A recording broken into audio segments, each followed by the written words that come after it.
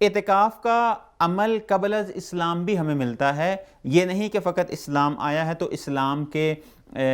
بعد آنے کے بعد رسول اکرم صلی اللہ علیہ وآلہ وسلم نے اس کو انجام دیا ہے، نہ، بلکہ قبل از اسلام بھی تاریخی شواہد اس کے